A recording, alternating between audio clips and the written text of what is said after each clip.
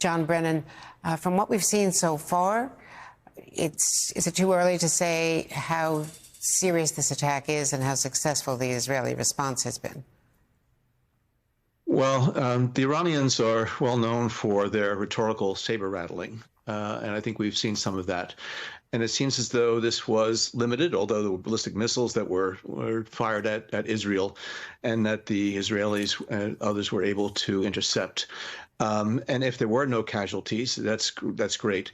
But the statement coming out of Iran makes it appear as though, at least on this salvo, they feel as though they have satisfied the need to respond to the Israeli strikes against Hezbollah. And so it may be just a repeat of what we saw in April. And the Israelis may feel that they need to strike against Iranian targets inside of Iran because of these ballistic missile launches. But hopefully, if there were no casualties on the ground in Israel, this is not going to be the trigger that would lead to a quick escalation and spiraling of this. But clearly, Iran feels that it cannot just stand idly by while its proxies are going to be so destroyed and disrupted by Israel. But also, I just want to point out, I mean, there are many reasons for the conflict and the violence that has beset the Middle East for generations. But I think we also can agree that it's the collective failure to provide the Palestinians self-determination that's been the case for the past 75 years that will continue to be a stimulant for this continued cycle of violence and conflict and even war.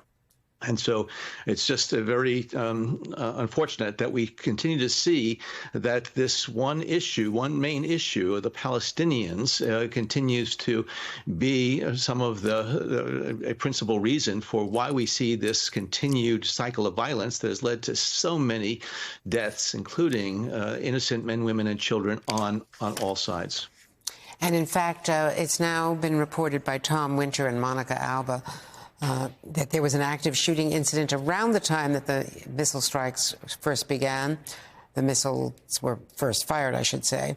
A shooter got off mass transit, started firing a semi-automatic rifle. It was an apparent terror attack, according to Israelis and U.S. officials who had been briefed on the matter. The initial report, subject to change given this ongoing security situation, of course, is that 8 individuals were killed, a number that may include the suspect or suspects.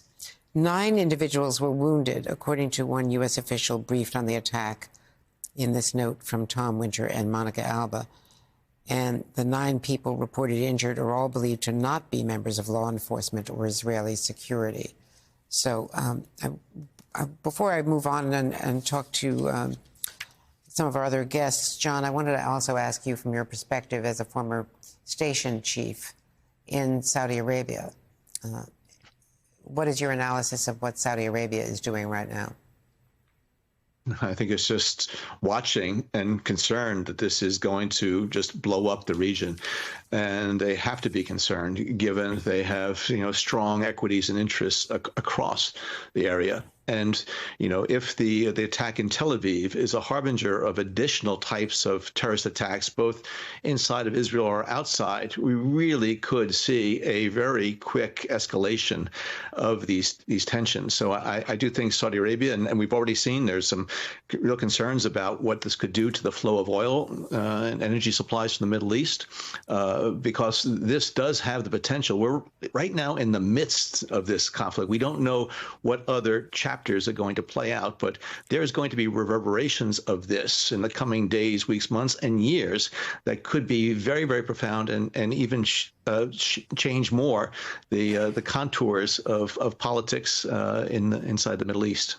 And of course, the Houthis are in Saudi Arabia or in Yemen, fighting some Saudi forces. They've got a tentative ceasefire there, but they've been firing missiles at Tel Aviv, as well as interrupting shipping in the Red Sea, international shipping, which of course affects the price of oil.